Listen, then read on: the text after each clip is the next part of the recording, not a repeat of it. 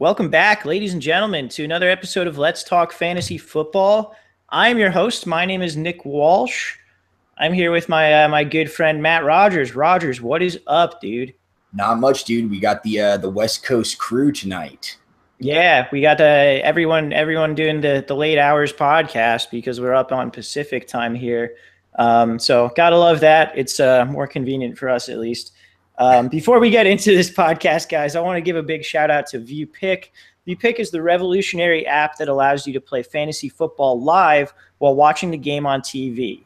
Predict the plays, the result of the play, and literally play fantasy football. You can sign up for the beta now by going to letstalkfantasyfootball.com/viewpick, and that's spelled VUPIQ. All right, Rogers. So tonight we're talking about the NFC North, your favorite division. Yes. This is part one of our NFC North podcast. We're going to cover the Pack and we're going to cover the Bears. So how do you feel about that? Feel pretty good about it? Go Pack, go. And also, what a wide spectrum of potential success this year. Packers, Bears. Oh, dude, it's like the widest spectrum, basically. I'm pretty confident the Packers are going 16-0 and the Bears are going 0-17. Yeah. Wow. That sounds about right. I think it's possible to lose your bye week. But before we get into those two teams, though, I just want to let you guys know our Android and iOS apps are now live. That's right. You can get a Let's Talk Fantasy Football app on your Android or Apple phone. You can go to letstalkfantasyfootball.com/Apple or letstalkfantasyfootball.com/Android for more details on those. And it's pretty cool. You can get ADPs. You can ask questions. You can listen to the podcast. You can queue up whatever episodes you want. There's a lot of really cool features there. So I would definitely recommend it. This is not the Drury you're looking for. That's right. That's right, Rogers. All right. And also before we do get into these two teams, we're going to briefly talk about some news. There's been a bunch of news since our last recording. We're throwing out 4 podcasts this week because we know we let you guys down last week.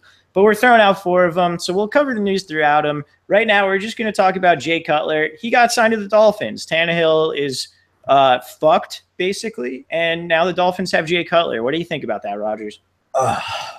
There's so many words that can't be described in words, if that makes any sense. I was pretty pumped on Tannehill and his growth.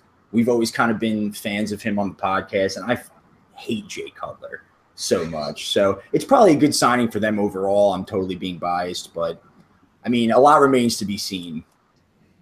There's a decent chance he gets benched for Matt Moore during the year, I think. I've thought that and didn't want to sound like too polarly against Jay Cutler and bring that up, but I would not hate that if that happened. Well, I'm a Jay Cutler aficionado, and I'm even admitting that possibility. So, yeah. Other question: would you rather watch him on a broadcast team or watch him play football?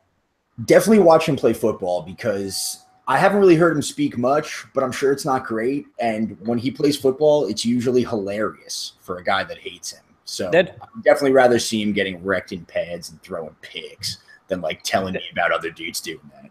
That's fair.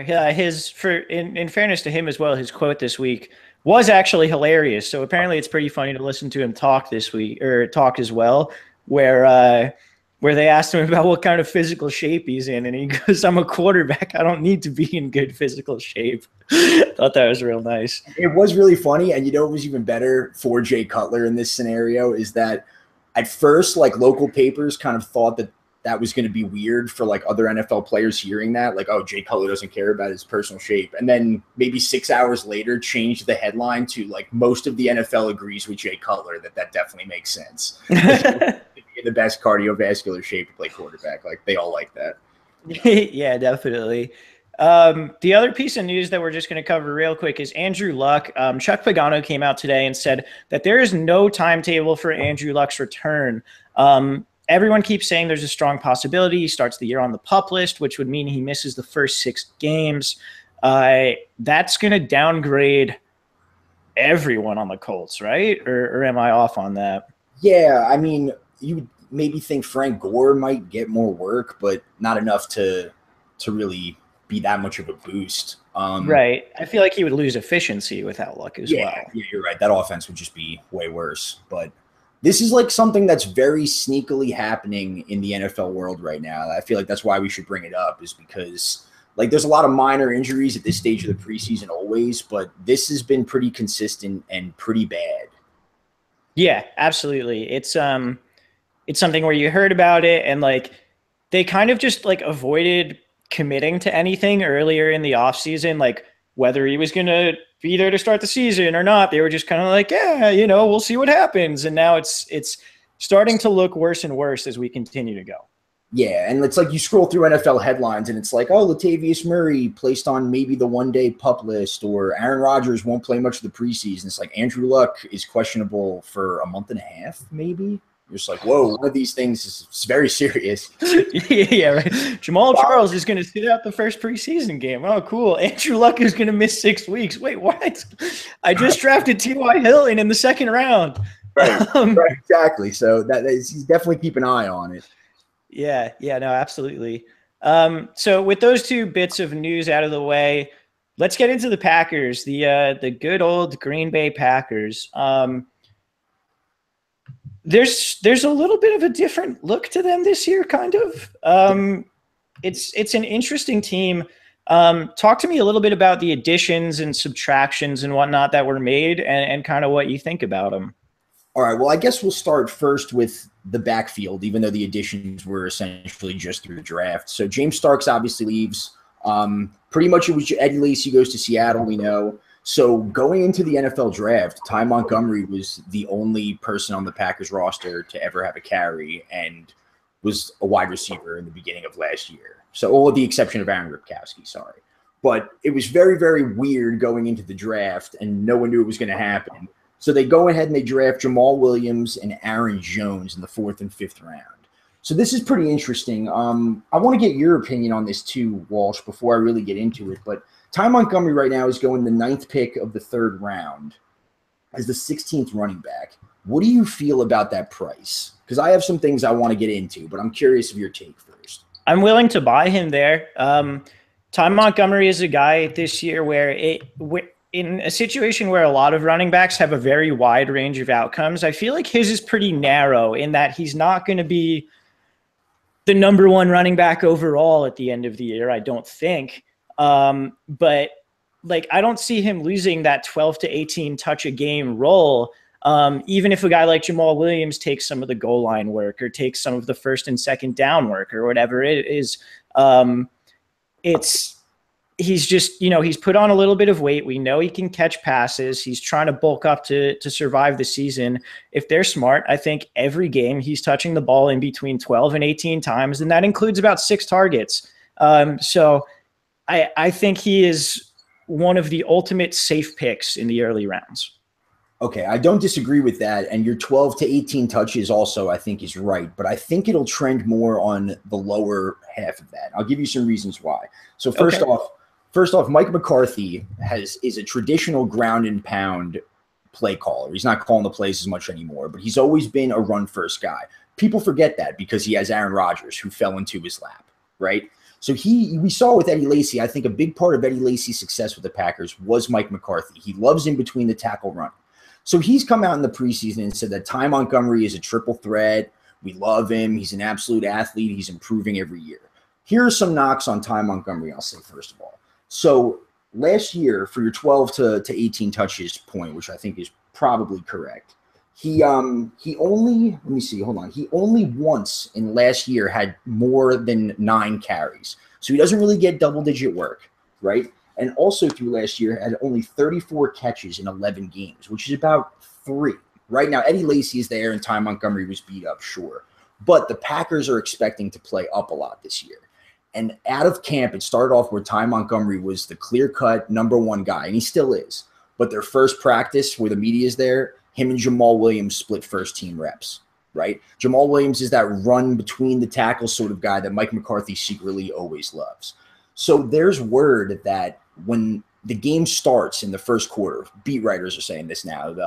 I can't cite their names right now, but they're saying that it's expected that Ty Montgomery will get 2 of every 3 drives, when the game is even, right? And they think that when the Packers go up late in the game, that Jamal Williams is that yardage-eating guy with potential. Now, that's not saying that you may not see both of them on the field at the same time, because they're saying that Ty Montgomery might actually still be running out of the slot a little bit with Randall Cobb, with Jamal Williams on the field. So it's like, I'm trying to round out my point of what I'm thinking. I just don't think that it's guaranteed that Ty Montgomery gets the touches that people think that he might.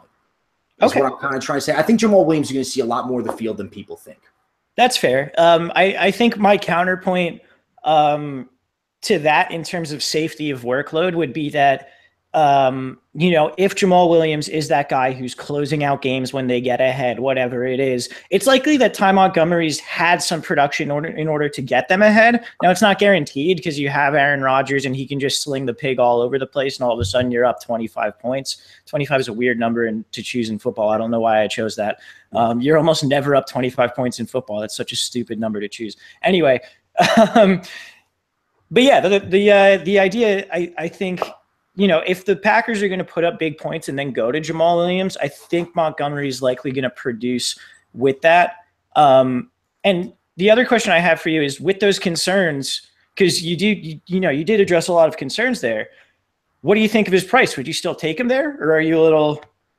I don't like him at that price in the third round, even though it's the end of the third round. Running back 16 is still a running back 1 on some teams, I feel like. And looking at his game log last year, he only had 3 games with over 100 total yards. So PPR, it's certainly different. His price is definitely better or closer to that in PPR. But even the Packers said that they only expect him to get 150 to 175 carries, which probably equates to 210 to 220 touches, maybe more, which is what you want in a running back 1 or 2 in the third round.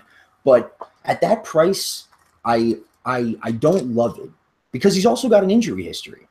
That's true. The injury history is real. Also, if Jamal Williams is going to be the in-between the tackles guy to close out games, it's fair to question whether or not Ty Montgomery is going to have a big role in the red zone. That's certainly a thing. I like his floor enough there, but I certainly understand where you're coming from as well. Here's one last point that I was actually searching for while I was rambling last time, is that Mike McCarthy, when he was addressing Ty Montgomery, and now he's the triple threat and everything, said that he would like to see him better in pass protection. And then 2 days later at the next practice said that Jamal Williams is an elite pass blocker. And then right after that, they started splitting first-team reps. So for me, I just at the very least think this could turn into a committee situation. I'm not saying Jamal Williams isn't at his right price at running back 47. I'd maybe take him a little bit higher. But I just would not be shocked to see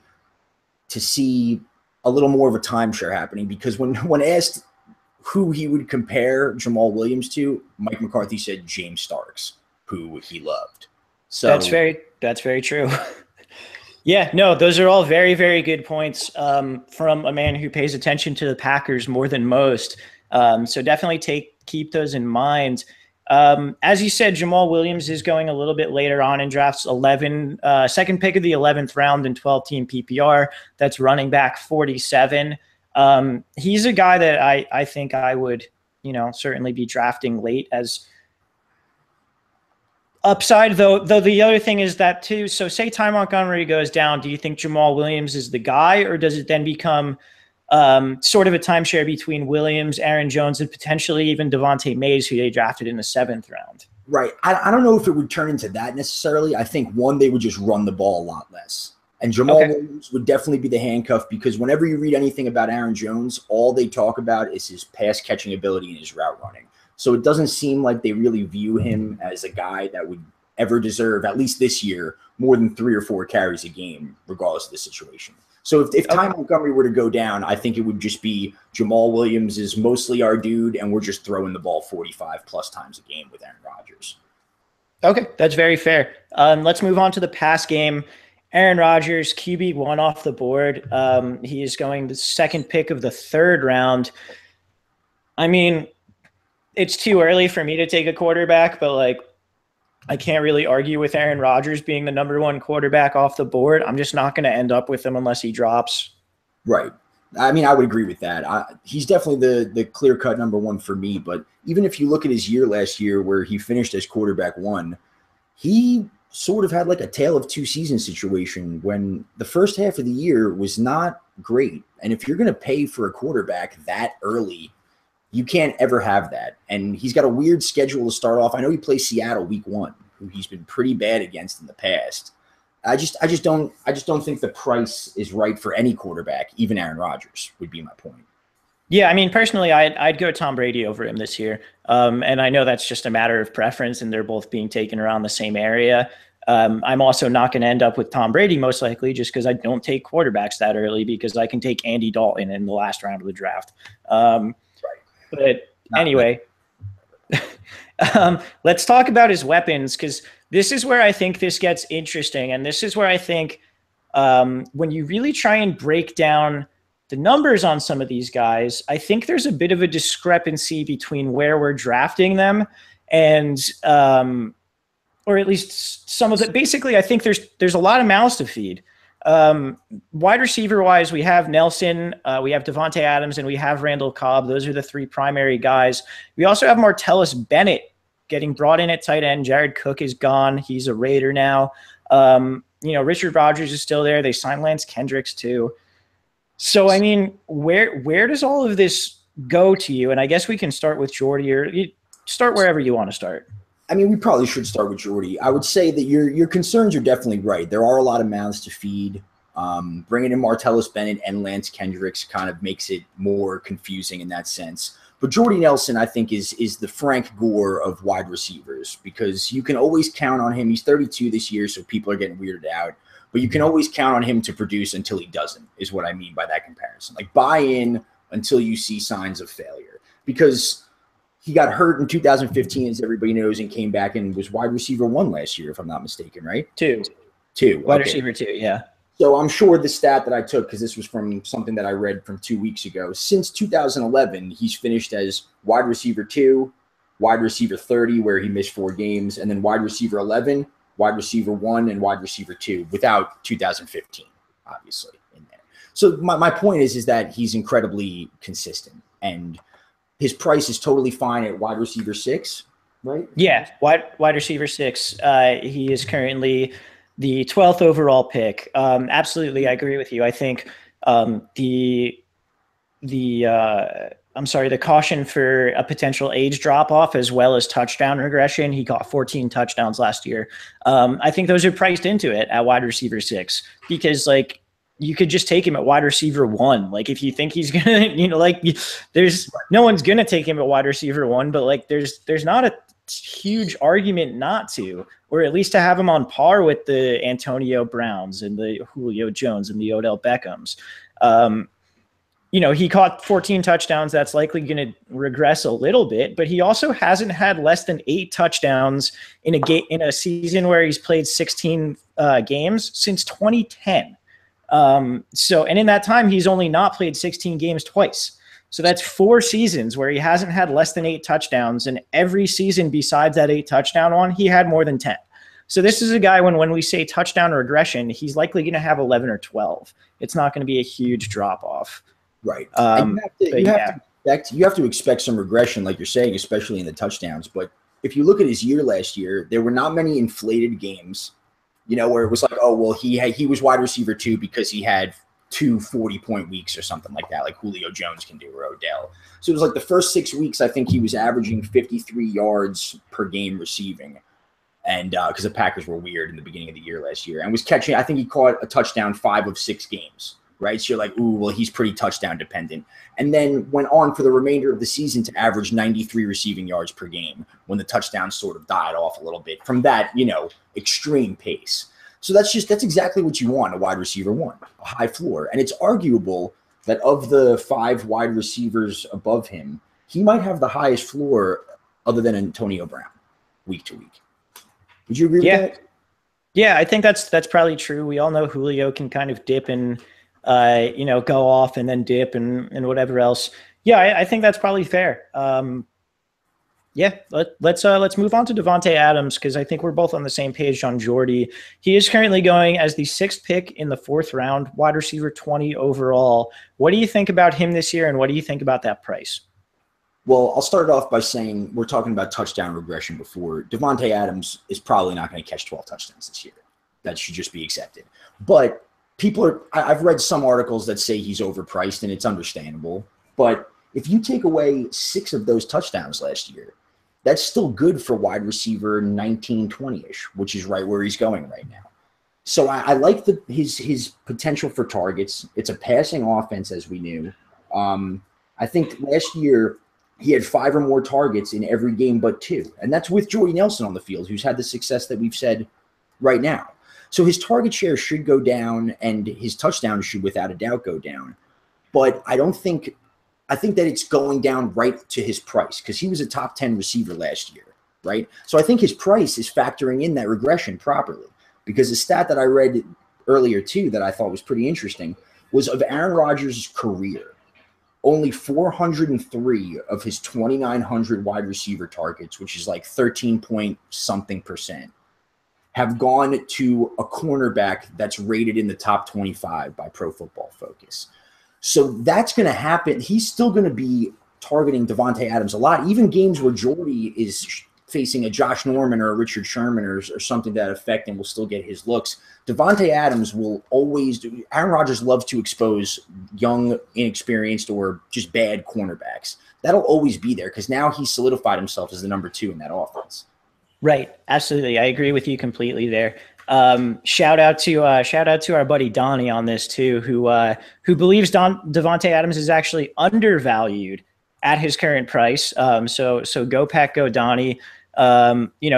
He thinks he can even make steps going forward. What I will say is, I think I'm in on Devontae Adams there, because the targets are there, and just in terms of, a couple years ago, Devontae Adams was widely regarded as like potentially the worst wide receiver in the league, getting a significant amount of snaps. Even by the Packers at one point, that was a consideration.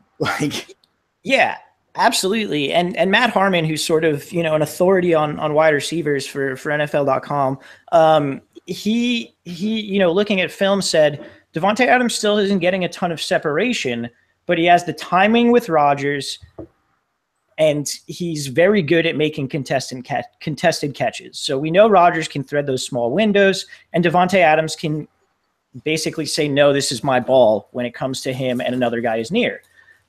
So that's good. And then also another stat just about his progression as a player in general. Aaron Rodgers' adjusted yards per attempt in 2015 when he was targeting Devontae Adams was 5, which is terrible.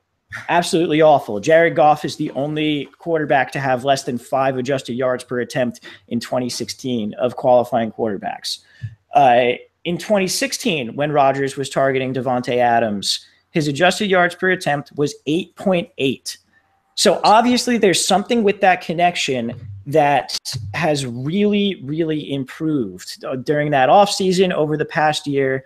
Rodgers now apparently seems to trust him. They seem to have that rapport that you look for in that kind of situation. I agree. And to your point too, throughout that span, that was when, like, what solidifies your point is that was the year that Jordy was hurt and Devontae Adams was the clear-cut number 1 wide receiver that everyone thought that he could be, and then just completely sucked. And it's encouraging to see that Jordy comes back, and Jordy has a great year and Devontae Adams still does. The way I look at Devontae Adams' value and why I would maybe even bump him up a couple notches is, what do you want from a wide receiver 2 or 3 or anything week to week? Is you want the highest probability of a touchdown or a 100-yard game, right? So let's talk about Devontae Adams and some of the guys going above him. So we'll say any given week, forget the matchups, say it's all an even situation. You have to put money down on Devontae Adams, Allen Robinson, Alshon Jeffrey, or Sammy Watkins catching a touchdown. Who are you putting your money on? Probably Adams. Right. That's why I think that he's totally fine in that wide receiver 2 range, because that's exactly what I want. He may have some bust games when he only gets 4 or 5 points, because that's happened to him before, which is certainly a bad thing. But I mean, he has the highest probability of that range to catch a touchdown week to week. So I would love him as a wide receiver 2 on my team. Fair enough. Let's talk about Randall Cobb, who used to be a what's the word I'm looking for? Not twinkle in the eye, the apple of the eye of a lot of fantasy football players. Now he is currently the 4th pick of the 8th round, wide receiver 39 overall. Now, last year, Randall Cobb, the majority of his production came in 3 games. I believe it was weeks 5 through 7. However, this offseason, coaches have said they want to get him more involved. Do you buy getting him more involved, and what do you think about that price for him? No, I think that price is terrible. I do think that they want to get him more involved from what I've read, but in my opinion right now, Randall Cobb is a late round flyer for a couple reasons. Is you alluded to before about the many mouths to feed, and of Martellus Bennett, the run game, Jordy Nelson, and Devontae Adams, they all are a better mouth to feed than Randall Cobb. I think Randall Cobb may even have better stats than he did last year, which I think was something in the range of 60 catches, like 600 and low change yards, and maybe 4 touchdowns. I think those numbers could be better, but they're not going to be predictable at all. He'll be running out of the slot, but his best years were as a number 2. I don't like the price at all. I'm drafting him no earlier than the 11th round. Okay. Yeah, that's fair. We always say like after the 10th round, kind of just like take shots on guys you like. That's what I would say is the same for me on Randall Cobb. He's a guy who you take a shot on because, like you said, so with Martellus Bennett in the offense, we're going to predict additional targets for the tight end. Are we going to take those targets away from Jordy Nelson? Are we taking them away from Devontae Adams? Or are we adding, like, Randall Cobb, in order to outperform that, has to add targets? I just don't see how he adds targets this year. Right. And if he doesn't show something early on, if they do try and get him more involved, whether it be the preseason or the first few games of the regular season, it goes back to my point of saying that I've heard out of, from reports from that camp that Jamal Williams will be on the field the same amount of time, or with Ty Montgomery at the same time. And Ty Montgomery is going to be running slot routes. So if Randall Cobb isn't showing up, they may run out packages there where Ty Montgomery, he's going to be lining up as a wide receiver at least 8 to 10 times a game, Montgomery, and there's just, he's the last mouth to feed of everybody, I think. And I agree with your point that I would not want any shares of it at that price. All right. So, they have a couple other guys behind them. Geronimo Allison and Jeff Janis are the 2 biggest ones. Just keep names in mind in terms of if guys get hurt, they're Aaron Rodgers wide receivers. So waiver wire pickups if other guys in front of them get hurt potentially. Let's talk about the tight end position because we have Martellus Bennett there. We have Lance Kendricks coming in. Bennett's going as the 11th pick in the 7th round right now. That's tight end number 8. He's a little too rich for my blood there, but what do you think? Well, first I wanted to touch on the Jeff Janis and the lesser wide receivers on the Packers real quick. Is that I know Jeff Janis, like when he first came up, was kind of a deep dynasty guy, and he's getting passed on the depth chart by pretty much everybody. Like he got passed last year by Geronimo Allison, and now he's getting passed by a guy. I think his name's Malachi Dupree or something. Yeah, Malachi Dupree. Yeah. And Jeff Janis is not the guy that will be coming up. They're just, if he's known in the fantasy world, I think it's over for him. But okay. To your point about the tight ends, I like Martellus Bennett where he's going. I think he's definitely the low end of tight end 1. The Packers are just crowded in general and also crowded at tight end. You mentioned Lance Kendricks. Richard Rodgers is still on the roster, but he's expected to possibly get cut. I just think Martellus Bennett is the last guy I'm willing to bet on before round 13 when you're just playing tight end roulette at that point. The Packers haven't had a tight end, I think, with 90-plus targets since Jermichael Finley. In 2011, yeah. 2011, yeah. So, it'll definitely be there. He got less targets than that with the Patriots and was fantasy relevant even with Gronk on the field. But, I just don't know. I just don't know what his role is going to be as far as snap count and just seeing the field with Hendricks and everything else going on. It's a fine price, but whatever, yeah. Right? I'll take him if he slips below that price. I'm certainly not targeting him there. The position itself only had about 100 targets for the team. Like you said, they haven't really featured a tight end. Now, maybe that's going to change. Maybe they're going to try and feature Martellus Bennett. I'm not really willing to bet on that for a position that only had about 100 targets and 3 touchdowns for the team last year. Just not my cup of tea there. And a Hail Mary. And a Hail Mary. You are correct. But to your point though, you're completely right that it's just there's not a defined workload there yet, and they don't really go there. I mean, Jared Cook even played well for them at the end of the year, and it didn't really translate to too much fantasy relevance. So yeah, exactly. So I think that just about wraps it up for the Packers skill position players. I got one very, very lame thing about the Packers that I just want to bring up, and it's actually the first kicker relevant news that I think I've ever come across in fantasy, and it's really going to be don't draft Mason Crosby this year. Typically, when you draft kickers, no one should care about kickers. Don't ever care about kickers, and they just usually pick one on a high-scoring offense, and Mason Crosby is drafted every year, right? So Mason Crosby has had the same long snapper for 9 years and now just has a new one and missed like 9 field goals the other day in a practice. And it's been like a huge story that like they're absolutely terrible, his long snapper and holder, and they like cannot get in sync and he's missing every single field goal. It's like apparently an embarrassing situation. Because also I think Jacob Schum, who's their holder and punter, got hurt, and like Mason Crosby's just missing field goals at a ridiculous rate because he's got 2 rookies as his long snapper and holder. So just if you're randomly listening to this, just don't draft Mason Crosby as a last round kicker. That's really funny. I seriously recommend that to people. It's going to be bad. He's going to miss a lot of field goals this year, and it's going to suck. There you have it. That's why you listen to Let's Talk Fantasy Football, because we fucking tell you that Mason Crosby's holder and long snappers suck. It's true though. That could save some people fantasy weeks, dude. Yeah, it certainly could. I mean, think about the amount of games that are settled by a couple points. You don't want to fall into that trap. Yeah, dude. Week 1, Mason Crosby misses 3, and you're just screwed. Yeah, no, absolutely. Actually, I do have one more question to see if you actually know, because I'm not sure. Is the Packers secondary going to be any better this year? Because they were absolutely garbage last year. You know, it's funny because every single year it's the same story where you're like, they're supposed to be better, but they're the same people, kind of. So everyone's like, so pretty much it's Devon House and Quentin Rollins, and then Devon House got hurt like 2 days ago, but that's something that's just depressing and for another day. But they're supposed to be their primary. What's up? I was going to say, they gave up like 200 yards to Adam Thielen in a game last year. So I wouldn't be surprised if it happened again, because Demorius Randall was like the guy that everybody was really pumped on. And now apparently they've just been using him in nickel packages. So their safeties are pretty good in Morgan Burnett and Haha. But as I told you, they're running out some packages now in like practice games of Morgan Burnett playing inside linebacker. So it's going to be the same sort of like awkward runaround that makes no sense on paper, but it's just happening before your eyes, that they just are very bad.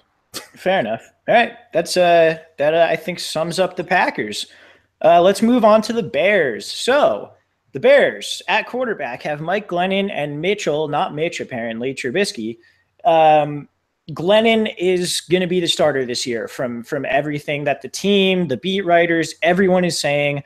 Trubisky, apparently, they realize he has a lot of developmental work to do. So Glennon seems to be the guy for the future. Now, they said that about Chad Henne when Blake Bortles got drafted, and then Bortles was playing like 2 games into the season. So who knows what the fuck's actually going to happen. But are you cool with assuming Mike Glennon is going to be the starter? And do you think that means like anything to us? I mean, I'm cool with assuming that, especially just for salary alone, I guess. But I don't think it should really change anything, because this whole team is kind of a weird question mark. Oh, yeah, for sure. Everything is just like one big thing of moving parts, except for the guy we're going to talk about right now, and that's Jordan Howard. Their starting running back came in last year as a rookie, came in a couple games into the year, and really just had a great year. He's going off the board with the 4th pick of the 2nd round. That's running back 8 overall.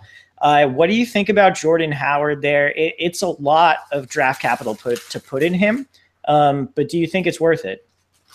Yes, based on what you've seen. The main concerns are obviously the Bears should not be playing ahead very much this season at all, but that was sort of the case last year too. So, I mean, he's a great player, obviously. The concerns about him are justified, and it's pretty much that, and just sophomore running backs typically have a fall off big time. Trent Richardson and like Todd Gurley are the first ones that always come to mind for me. But Doug Martin too. Oh yeah, shit, Doug Martin for sure. So, I mean, that all factors in. The running backs going around there pretty much 50-50 as far as how you can argue them, you know? What do you think?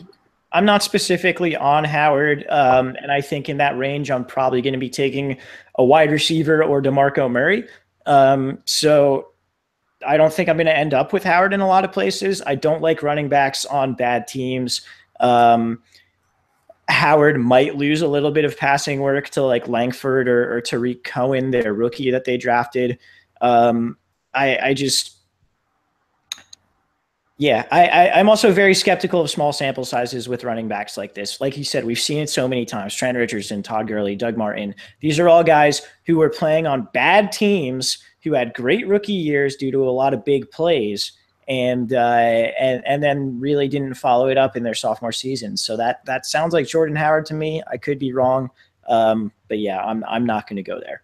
Now, I think you're kind of right now that I think about it. I think that early in the second round, I would definitely drop him down at least 6 picks where I'd be comfortable taking him. Like imagine drafting him in the 4th round or the 4th pick of the second round in a 12-team draft, and then just that shitty like waiting for the wraparound to you in the 3rd. You know, I'd feel better if I could get him at the end of the 2nd and kind of complement it with something a little better. Yeah, no, for sure. For me, there's just like 6 wide receivers there that I'd rather have. So, I mean, behind Howard, you have Jeremy Langford, who they're apparently not like entirely done with yet. Kadeem Carey seems like a likely cut candidate. Benny Cunningham got brought in, who cares on that? And then they drafted Tariq Cohen, who is kind of like a speed pass catcher type guy. I mean, interesting name for the future, maybe, but not really fantasy relevant for this year. Do you have anything on those guys? Maybe just to make it slightly interesting, I'll say if you bought Jordan Howard in that mid-second round, are you handcuffing him? Because we have seen Jeremy Langford be relevant. Or are you handcuffing him in the draft, or are you maybe handcuffing him in week 3? You know, depending on how that works out. Yeah, I'm not. So, you know, the first couple of weeks of the season are so big in terms of guys off the waivers who can really help your team. That's, you know, the guys who really blow up and it's just like, all right, this is a thing now. We need to have this guy. I'm not drafting Jeremy Langford and being like, I need to keep him because he's my handcuff, and then letting like the potential, you know, like 2014 CJ Anderson just like slip, or maybe it was 2015. I don't remember. But, you know, just like the potential league winner who comes off the waiver wire week 2, I'm not letting that guy slip away to keep Jeremy Langford on my bench. Right. Yeah, I wouldn't recommend necessarily keeping him, but he would be the first guy dropped in the event of that. But I'm saying in the draft, it would be worth it at all. Like, sure, I mean, you know, hypothetically, you draft Jeremy Langford in the last round of your draft, and then David Johnson goes down. You know, like you're dropping Jeremy Langford for whoever the hell, you know? Right. Yeah, no, I mean, I wouldn't be opposed to it. Langford's not drafted, so I mean, you can just snag him in the last round of your draft. So yeah, that's actually a good point. I wouldn't be opposed to that. No, just maybe, but whatever. Just maybe. Bears. Yeah, draft a shitload of Bears. If you get anything from this podcast, that's what you should get. All right. Wide receivers. We have Cam Meredith, 8.11, wide receiver 41. Kevin White, 12.11, wide receiver 57. They also grabbed Marcus Wheaton, Kendall Wright, and Victor Cruz. I like Cam Meredith. I like Kevin White's price. I'm willing to take a risk on both of those guys. I think Cam Meredith's a better player at this point in his career. The rest of them I don't care about. What are your opinions on this whole mess? Yeah, I would preferably wouldn't touch it. I would probably, the prices are fine, but I would probably maybe prefer Kevin White just because of the unknown that, you know, he was highly touted and very hurt. But I mean, I preferably am not touching either of them. I don't want anything to do with this. Okay. I mean, I'm willing to go after him. I think they're both priced appropriately. Like Cam Meredith was legitimately a starting wide receiver last year at times, you know, for most of the season, actually. So I'd be willing to take him in the 8th round. I think Mike Glennon can prop him up. My only concern there is that the team tries to emphasize Kevin White because he was their big draft capital guy. But we'll see how it goes. I think consistency with that whole situation is that if I were to draft Kevin White he would maybe be that first guy that I dropped, like Jeremy Langford that we just talked about in week 1. Oh, sure. Meredith, like when do you feel comfortable playing him? Obviously, you'd have to watch him on your bench for a few weeks, but I don't know. Yeah. I just don't want to be confronted with that scary decision. That's fair. That's fair. And then at tight end, they have Zach Miller. They brought in Deion Sims and they drafted Adam Shaheen in the second round. No one is worth drafting at tight end for the Bears. Yeah. All right, cool. I think that does it for the Bears. I think that does it for part 1 of the NFC North podcast. So sorry, did you have something? No. Oh, okay. Sorry. Anyway, yeah, that's it for part 1. We'll be back for part 2. And for Rogers, I am Walsh. Later podcast. All right. My bad. I forgot to pause for the fucking thing in the middle too. I don't think that matters. But all right. Yeah, Shrek can just like throw it in there somewhere. I've been drinking too much. I apologize. Oh, dude, I have too. I started rambling about Ty Montgomery. I had like so much great shit, and I was like, "See, he could be on the field." No, that was fine, dude. I thought that. You want to take like a 2-minute break? Yeah, I'm gonna take a piss too.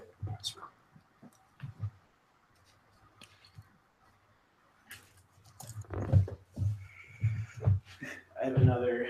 What's up? I have another half to do. But I'm staying busy. We're Yeah, I got a lot to do. Thanks, man.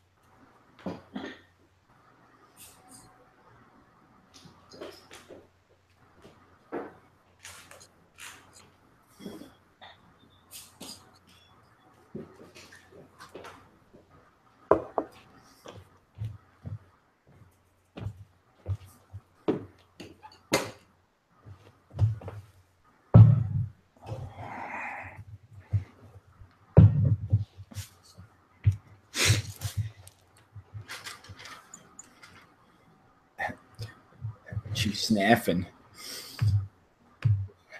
Huh? No, I was joking. I said, you sniffing. Oh, I didn't even stop the broadcast. We're still going, baby. Oh, sweet. Nice. All right. Yeah, that was bad on my whatever. All right. Yeah, let's get right back into it, right? Yeah, cool. All right. Welcome back, ladies and gentlemen, to another episode of Let's Talk Fantasy Football. My name is Nick Walsh. I am here once again with Matt Rogers. What's up, Rogers? What is up, Walsh? Not much, dude. We're going to get into some teams in this podcast. We're going to talk about some NFC North teams. But first, we are going to give a shout out to ViewPick, the revolutionary app that allows you to play fantasy football live while watching the game on TV. Predict the plays, the result of the play, and literally play fantasy football. You can sign up for the beta now by going to letstalkfantasyfootball.com/viewpick. That's VUPIQ. All right, man. So we're going to get into part 2 of the NFC North podcast here. We're going to talk about those Detroit Lions and those Minnesota Vikings. First, though, I would like to say we do have an Android app and an iOS app out, both of them out now. They are live. You can find out more about those at letstalkfantasyfootball.com/Apple and letstalkfantasyfootball.com/Android. They're great. They let you know ADPs. You can ask questions. You can find the podcasts. They're pretty useful stuff. So, Rogers, what are your thoughts here? What do you think about these NFC North teams that we're going to get into? Well, we already covered the Packers, so this is obviously the lesser half and least interesting podcast. Sort of how like you and me are the more interesting fantasy podcast duo as opposed to the other guys that are more boring. That'll come next week. Right. So it's the less interesting podcast from the more interesting duo. I think is the way to sum that up. I think that I probably said that really loud because I was leaning over to pick up a beer and I got really close to my microphone. Anyway, I don't think you could ever say it loud enough, so it's fine. Sorry if that got really loud in your ear for a minute there. That was an error on the part of this professional broadcaster. Anyway, we're going to start, I believe, with the Lions. So the Lions, to me, are very, very interesting for a number of reasons. One of the least interesting, I think, parts of the team is Matthew Stafford. He's going with the 11th pick of the 10th round. He's QB 14. To me, he's just such a whatever pick. Like, we know his general range of outcomes and what it's been. Like, he's fine for his floor. They've also switched to more of a quick passing game in the past couple of years that sort of limited him as a fantasy quarterback. I don't know. What do you think about Stafford? Yeah, I mean, they're always going to throw. I think they're like top 5 in pass percent plays probably every single year, or at least the past 3 or 4 years. I know they are. Stafford, yeah, he's high-end streamable, lowest of quarterback one, I would say. I mean, he's been pretty healthy lately. That's always good. But I'm not down with his floor, actually. I think last year he had 9 games with less than 2 touchdowns last year. So that floor is like not ideal. I mean, for that value, that floor is fine. But that's why I put him in that streamable matchup-based sort of range for me. Okay, that's fair. Yeah, I don't really have strong opinions on him one way or the other. While we're on him, though, let's get into the interesting part of this team, or at least the interesting part for me, and that's the passing targets. We can talk about the running game a little bit later, but the Lions have some interesting wide receivers, and they do have Eric Ebron at tight end. I don't know if necessarily you're prepared to answer this or what, but the most interesting thing about this passing attack for me, there's 2 things. One, is it going to be more like weeks 1 through 5 where Marvin Jones was the guy on that team, or is it going to be more like weeks 6 through 16 where Golden Tate was more the guy? And then 2, Anquan Boldin last year had 24 red zone targets, 8 touchdowns, and he had 96, I believe, targets overall. Yep. Where are those getting spread out to? Because they don't have just one guy who's necessarily his replacement. So talk to me a little bit first about Golden Tate versus Marvin Jones, and then we can get into the other one as well. All right, so I'll start off with this, is that there will be value in this receiving. Like you said, Ebron, even in the backfield, Tate, Marvin Jones, it'll be there. Even I think Kenny Golladay, by the way, the rookie going above Marvin Jones in drafts right now. I don't think he's going. Am I wrong there? I thought I saw he was going in the 14th round in like the mid 60s, and I think I missed Marvin Jones, but whatever. No, Marvin Jones is in the 10th right now. Oh, okay, then I must have just glossed right over that. I apologize. I want none of this Lions wide receiver core at all. Personally. Okay.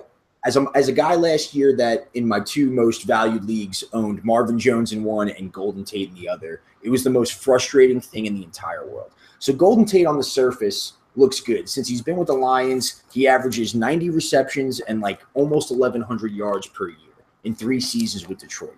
And that's pretty good. But it's very week to week. His lows in the beginning screwed people last year, me especially with that. It was like a tale of two shitty, weird Lions receivers where one league, Marvin Jones started off hot, and I stuck with him way too long, and he screwed me. And the other one, Golden Tate, started off completely shitty, and I held on way, way too long and then bailed when he got good. So the whole thing just frustrates me. I think it'll be very inconsistent as far as where it goes.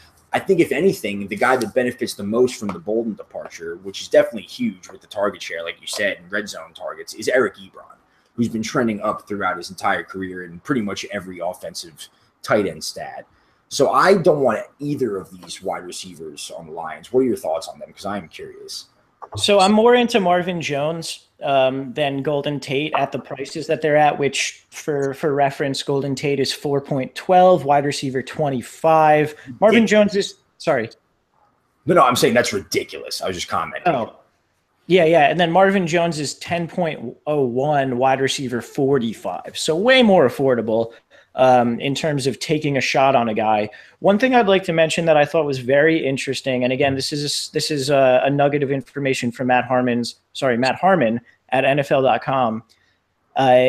What he said is that Marvin Jones, after those first couple of weeks, started seeing the most press coverage of any wide receiver in the NFL, and it worked. Apparently, when he gets pressed at the line, he can't get off the line. He can't get a clean release, which kind of makes sense intuitively because he's kind of a tall, skinny guy. But apparently, when cornerbacks try and jam him, try and press him off the line, he gets shook, and it affects his game. So I know for me, there was a lot of wondering last year, like why they got away from Marvin Jones, what happened to him, was it the Lions' choice? And what that says is that no, it wasn't really the Lions' choice. It was sort of just they had to because he couldn't deal with press coverage. Now, what I'm wondering is, did he spend the offseason working on it? Are other teams going to adjust, maybe play him a little bit less like that? Those are all things that we have to kind of keep an eye on. But I'm kind of willing to take the risk on him just because maybe he did work on that. Maybe he did put on a little bit of strength, work on his footwork in terms of getting out of that press coverage. And maybe he can get past that and become more of the Marvin Jones we saw in the first couple of weeks last year. I think at the first pick in the 10th round, I'm very willing to take that risk. I agree. As far as prices go, Marvin Jones is without a doubt the better value. I would not feel comfortable at all with Golden Tate as my running back, as my wide receiver 2 or even 3, personally. Here's an interesting stat I found earlier. Golden Tate, right, last year had 7 double-digit target games. 5 of those games were the 5 games that Theo Riddick was injured and out. Another one was where Theo Riddick got hurt in game, and the other one was overtime. So the only time last year that Golden Tate saw double-digit targets was either in overtime games or when Theo Riddick was not on the field. And that's also no. Sorry, go ahead. No, I was just saying that to me is a huge concern because that's pretty concrete right there. Oh yeah, absolutely. And that's also without Abdullah, who we know can, take some passing work close to the line of scrimmage as well. So yeah, I think there's a lot of reasons to be cautious on Golden Tate. I personally like Marvin Jones at that late round price. Let's talk a little bit about Kenny Golladay because you did bring him up. You said he's going in the 14th? Yeah, I saw 3rd pick of the 14th round as wide receiver 66. Okay. And this is a guy, he was their 3rd round pick out of Northern Illinois. He is 6'4" and he is 218 pounds. So to me, what that screams is a guy who you can use as a a specialty player in red zone early in his career. So that kind of addresses some of that Anquan Boldin talk we were saying before, where are these red zone targets going to go? How big of a role do you think Kenny Golladay is going to have? And do you think it's worth anything in fantasy, or is it kind of just the dude who you get pissed at for stealing touchdowns? That's possible. What I'll say is I'm not really sure what his definitive role is going to be. I can't speak to that right now. But if we're talking at that price in the 14th round, I'll say we talked on the last podcast about how the Packers have a lot of mouths to feed. So it'll be hard as you go deeper into their fantasy relevant pass catchers where you can value them because there's so many mouths to feed. I think the case is the same with the Lions, but the quality is so much lower. So I like Kenny Golladay as a late-round flyer solely because he has the best chance of a lot of late-round flyers to potentially be the number one target in that offense by week 7. In the red zone, possibly. Would you potentially agree with that? I mean, I'm not going to break out other offenses and guys right now, but for instance, he has a more decent chance of being the best target on the Lions than Randall Cobb does for the Packers. Yeah, I think that's fair. His in talks of upside is what I'm saying. Yeah, I mean, there's definitely upside there. I think I don't know how much he's going to be used between the 20s. And out of training camp so far, they're saying guy's a monster in the red zone, which is great. But we'll see how that really translates. He's a guy to keep an eye on in preseason, though. He's probably going to have a couple spectacular touchdown catches just because he's 6'4", 218, and has a my ball mentality. So just keep an eye on him, and don't hesitate to throw a late round flyer on him.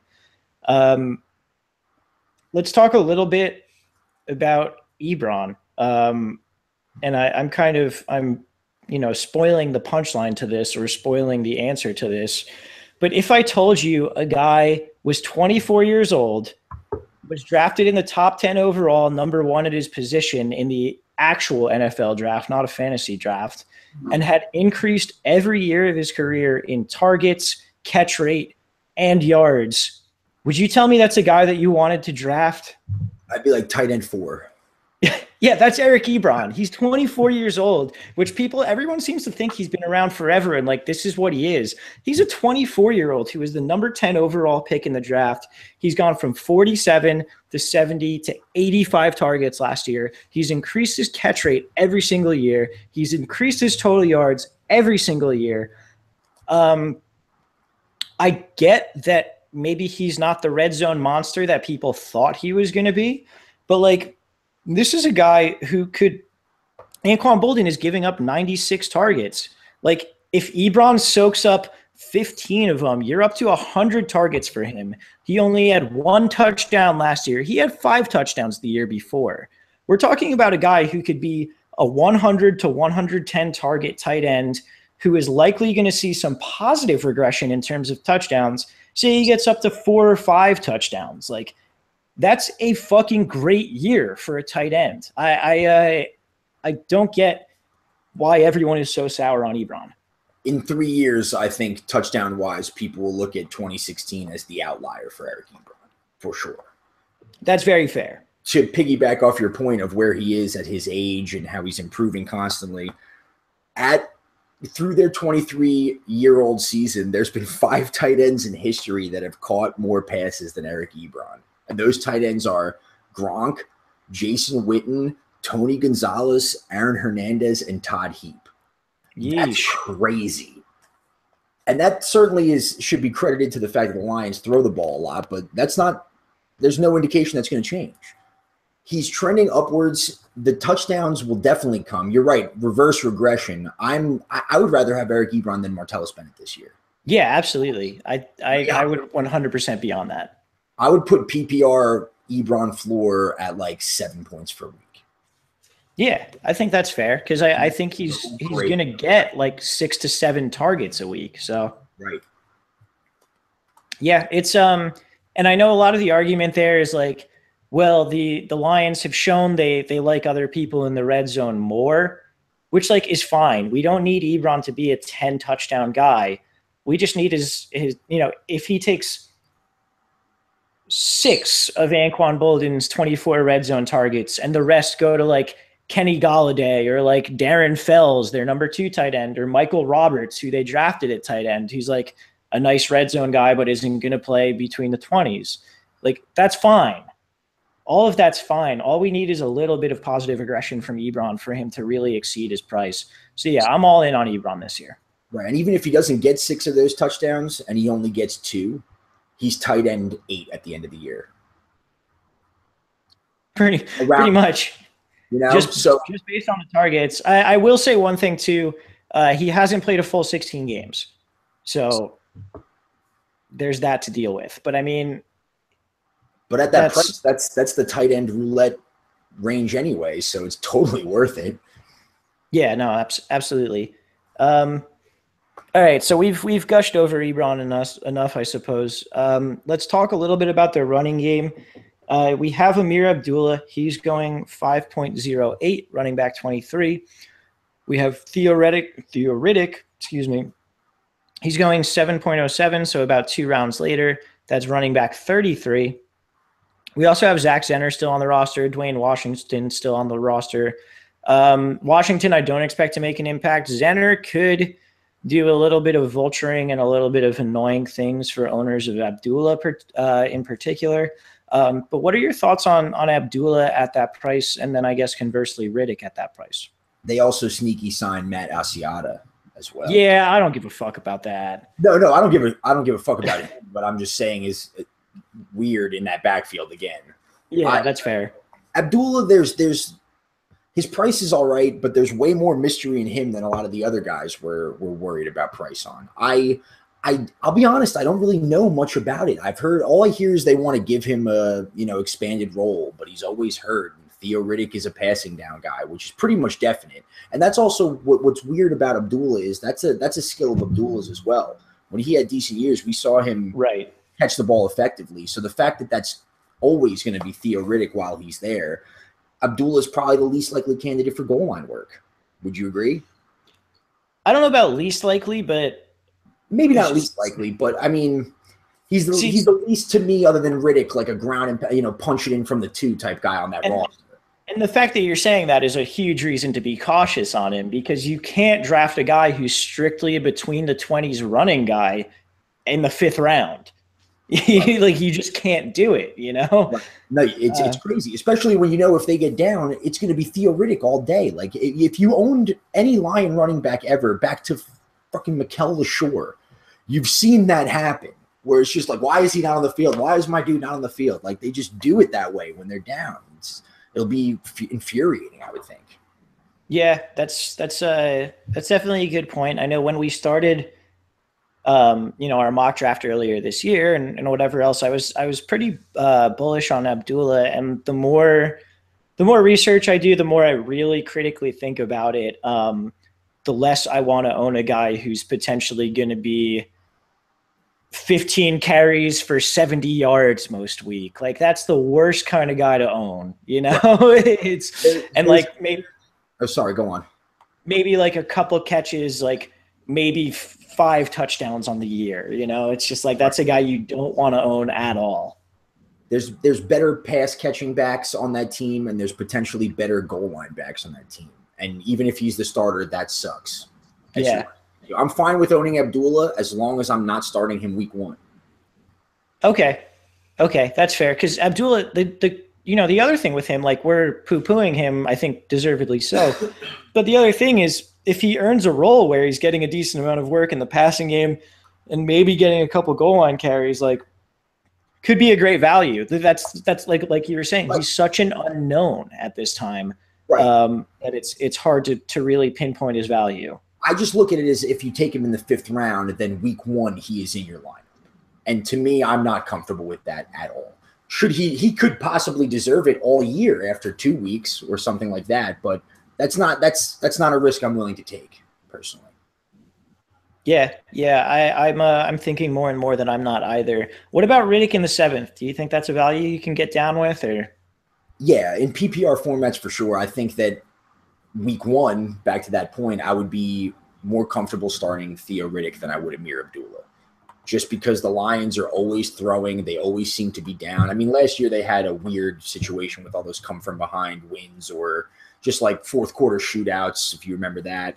Yeah. So I just theoretic, especially at the price, the 2-round price difference is huge. It's a toss up to me who could have a better year statistically. So at a 2-round price, if I'm going to own one of them, it's theoretic every time. Yeah, that's the right way to look at it. I think Zach Zenner is a guy worth keeping an eye on, or like if they keep Matt Asiata or whatever, which I don't think they're gonna. But I mean, if Matt Asiata gets cut, which I think and hope he will, I think Zach Zenner is an interesting guy to keep an eye on in deeper leagues, maybe just because if Abdullah goes down, he's likely going to take that goal line work, maybe some of that first and second down work. Yeah, for sure. All right. You got anything else on the Lions, or should we move on to the Vikings? Yeah, no, nothing else on them. All right. Before we move on to the Vikings, though, let's hear real quick from ViewPick. All right, so that was ViewPick, and we are back with the Vikings. Interesting team. I don't know what to make of them this year. I guess we'll start with the quarterback situation. Sam Bradford is entrenched as the starter, and to my surprise, is getting drafted. He's currently 14.03, quarterback 21. Would you draft Sam Bradford? You said quarterback 21, like a 2-quarterback league, I guess. But yeah, in a 2 QB league, yeah, sure. But like, I mean, I think even if you're like in a 16-team league, there's better options there. I would hope at the last pick of the draft, unless a lot of people are doubling up. But I mean, it'd be fine. But no, there's just like zero upside in my mind. But yeah. A bunch of just like one-word ambiguous responses. Be like, no. Maybe. Over and over. Yeah, pretty much. Just play that on a loop for the rest of the podcast. So with that being said, the Vikings do have some interesting situations, and it's because they've brought in a couple running backs, and then because their wide receivers weren't healthy at all last year. So let's start with the running backs. The first one off the board is rookie Dalvin Cook, second-round pick for the Vikings. In fantasy drafts, he's going 4.08, and that is running back 19. You also have Latavius Murray going 11.03, running back 49. Jerick McKinnon is not getting drafted. Talk to me starting with Dalvin Cook, Rogers. All right, so I'll preface it by saying that every year when I start to get into fantasy, like end of July, right, like ish, I always like to do my own rankings without looking at any other professionals' rankings and just kind of figure it out based on my own knowledge and be like, we'll go forward from here. So I did my rankings this year, and like it took way too long, and definitely they were wrong. But at the end, and I looked at other professionals' rankings, this Vikings backfield has me legitimately terrified that I just know nothing about football whatsoever. Because Dalvin Cook's going as like a running back 2, and I have him at like 52 in my preseason, like my initial thought. So I just assume constantly that I'm missing something. And I get the Latavius Murray concerns or whatever, but this Dalvin Cook price to me, dude, I can't justify it, even as I read up everything that I can on him and their whole situation. Yeah, the Dalvin Cook price is pretty egregious to me, and that's with Latavius Murray only coming off the PUP list today. So, I mean, for perspective, he's jumped about 2 rounds since mid-July. He was late, mid to late 6th round before that. This is a guy who great on the field in college, bad measurables. By most accounts, not a great pass blocker, which I know you and I talked about this on our podcast recapping our mock draft a couple weeks ago. But to me, the thing that keeps rookie running backs off the field the most is not being able to pass block. And by all accounts, Dalvin Cook is not a good pass blocker. So if he's not a good pass blocker, he's not going to be on the field when the team is down, because you need someone who can, if he can run routes, fine, but he's still got to block. Latavius Murray, good pass blocker. Jerick McKinnon, good pass blocker. Even with Murray being hurt till now, like they haven't even played a fucking preseason game yet. Because Latavius was hurt till now doesn't really mean that much. So I know Dalvin Cook is a very talented running back. I know he has, the potential to be great in terms of eye-popping plays and whatever else.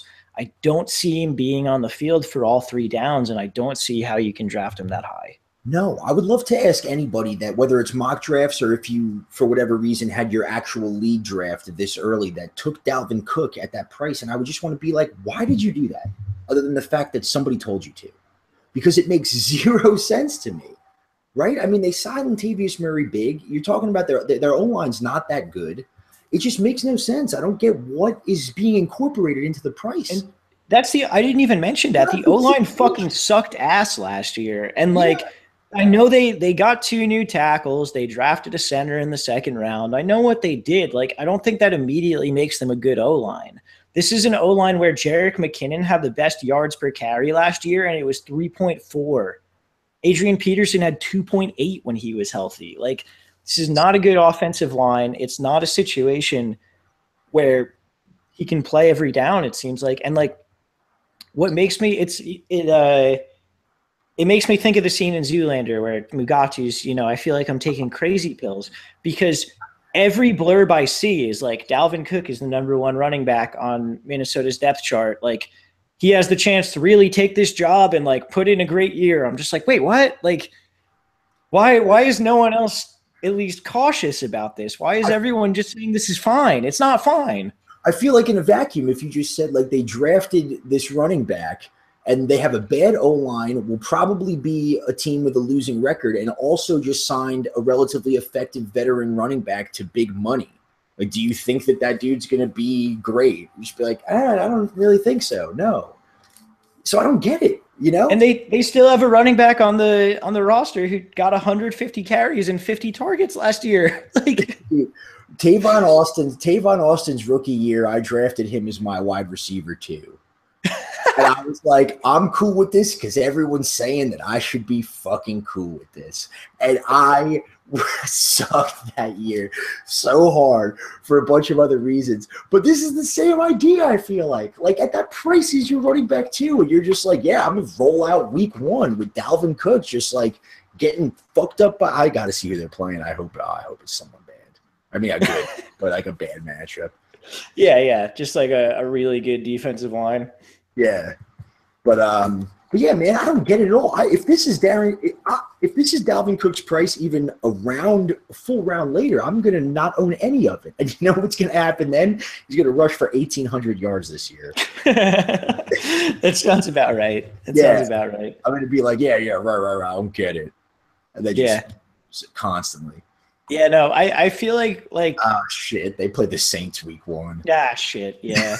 Damn it. Well, we'll see. It'll be a lot of Dalvin Cook truthers just like being like, I told you so, and us being like, I don't know. And then like by week 5, we'll be like, yeah. Hopefully. I don't know. Maybe we're just really wrong about this one. Like, because I don't get it. We're like the only people who are like, don't fucking draft him this early. But honestly, I think our reason is more justified because everyone else is saying draft him because. And we're just like, don't draft him because of that because. It makes no sense. Like, there's no reason there, Yeah, I don't know, man. All right, let's move on from Dalvin Cook because we're clearly getting riled up. Latavius Murray at the 3rd pick in the 11th round, like, I'll draft him there. Yeah.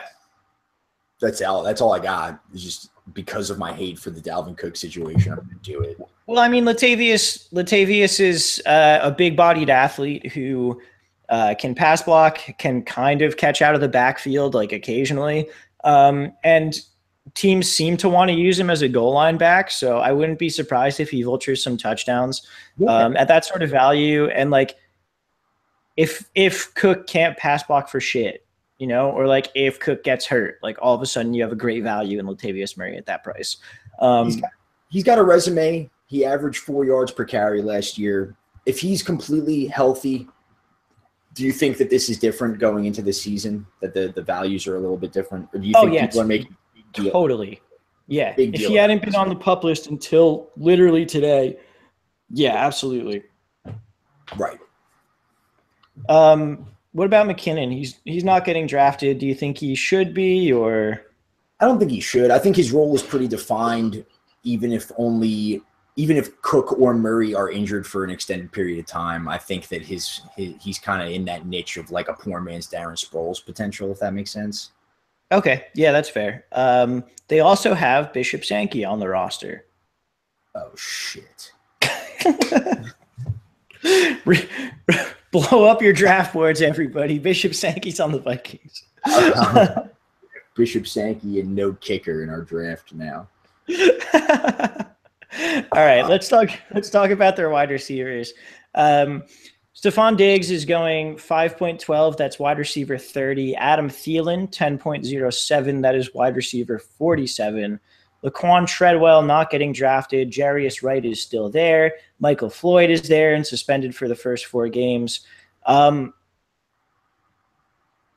feel like I'm kind of down with Diggs and Thielen. I don't know. What are your thoughts there? I'm very down with those prices for sure. If I leave and I have 2 good running backs in my draft and Diggs ends up being my wide receiver 2, I'm cool with that for sure. Wide receiver 3, definitely. I mean, it's going to be his first full year in training camp with Sam Bradford and Pat Shurmur, and you know he's been looking better each year. Took over the role as kind of like a 1 sort of last year. I mean, Adam Thielen was running on the outside, but I definitely like Diggs and his week to week potential. Yeah, I agree with that. You know, at his best, he looked like a top 10 wide receiver in the league last year. And he struggled with some injuries throughout. Him and Thielen both only played, I think, 11 and 10 games. Laquan Treadwell only played 3 games last year. All word out of training camp is Treadwell is running with the starters when they have 3 wide receivers in. So does Treadwell interest you at all as a late round flyer, or is he just kind of Sam Bradford isn't going to make it happen enough? No, I can't remember the last time the Vikings had like more than 2, maybe Kyle Rudolph counts as a half, like pass catching relevant dudes. Okay. Yeah, I'm not drafting Treadwell either, so that's fine with me. Way better than Flyers, in my opinion. Yeah, no, I'd agree with that. Let's move on to Kyle Rudolph since you mentioned him. He is currently going as the 4th pick in the 8th round. That is the 9th tight end off the board. Kyle Rudolph last year was tight end 2. What? Yeah, Kyle Rudolph finished as tight end 2 behind Travis Kelce last year. Wow, yeah. That's awesome. What do you think about – well, you know what? I'm going to go first here because I have a lot of thoughts on Kyle Rudolph. Literally, if you asked me, my thought was going to be like, oh, shit. Yeah. So, and this is coming from a guy who was a Kyle Rudolph fucking truther coming out of college. Like, loved him, thought he was the next, like, great tight end, all of that. Turns out last year was only his age 27 season. That's not that bad. It was also a career high in targets. He had 132. His previous career high, I believe, was 73. So he almost doubled his previous career high. He had 7 touchdowns last year, so not the most that he's had in his career, but like his targets, his yardage, everything else completely made up for it. He was just legitimately a very good tight end, led all tight ends in targets last year. Now, here's the thing. Diggs and Thielen, as I said before, each missed at least 5 games. Laquan Treadwell only played 3 games. I don't know that Kyle Rudolph has – I shouldn't say that because he has the chance to. It was his first year with Sam Bradford. It's a new quarterback. It's whatever else. But from all fucking – appearances, Jesus Christ, from all appearances, it looks like they're trying to give the ball to the wide receivers a bit more and spread out that offense. So if they have 2 to 3 healthy wide receivers for the whole year, I can't see Kyle Rudolph repeating that kind of year. I'd see him more along the lines of 90 to 100 targets, maybe up to 110. That being said, he's still a very good red zone target, and I think they know that. So Kyle Rudolph, to me, holds more value in standard non-PPR leagues than he does in PPR because I see his targets going down and his touchdowns remaining about the same or you know, that sort of thing. I think I'd take him maybe tight end 7 or 8, so maybe a couple spots over his current draft position, but the discount is certainly warranted. That was awesome. I love Kyle Rudolph now. But to your point, I mean, last year, now that I'm looking at it, he was like third. Dude, he was like fucking great last year. Third in tight end catches, like fourth in yards, and tied for second in touchdowns. That's crazy. So my point is, all right, let me ask you a question then on Kyle Rudolph before we wrap it up. Would you rather own Kyle Rudolph this year or Tyler Eifert? Ew. And let me ask you it with it this way: is with Kyle Rudolph and his potential production that's consistent, and Tyler Eifert, whether it be injury history or the Bengals having weird games or whatever, based on price, is it better to solidify Kyle Rudolph as your every week guy if he's healthy, no matter what, than taking that 3-round earlier buy on Eifert, and if it screws you, dipping all the way down to the Zach. Why can't I get his name? Zach Miller's of the world. You know what I mean? I'm curious. So Eifert is going in the 6th round.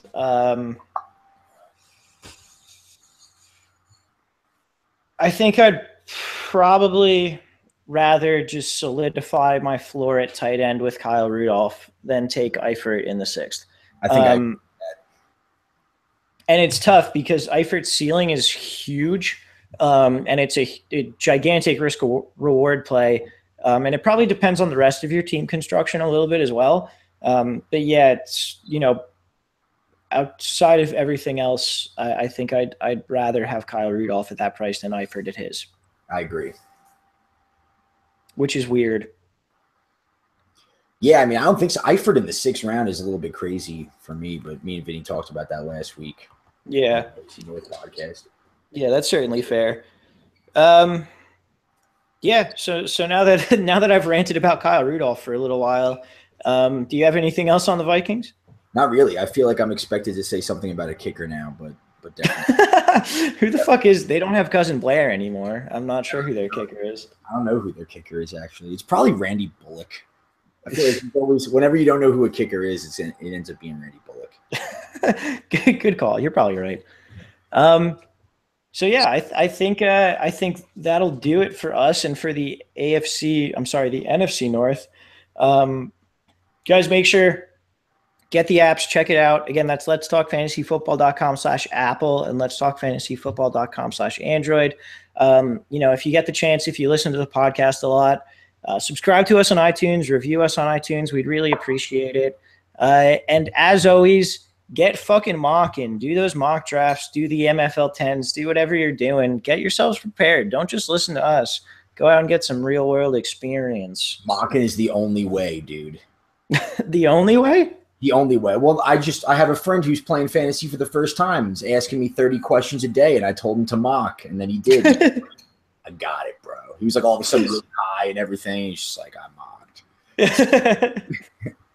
Well, there you go. You got it right from the horse's mouth, or maybe from the other horse's ear. The other horse, your friend who was the original horse, they said it out of their mouth into your ear.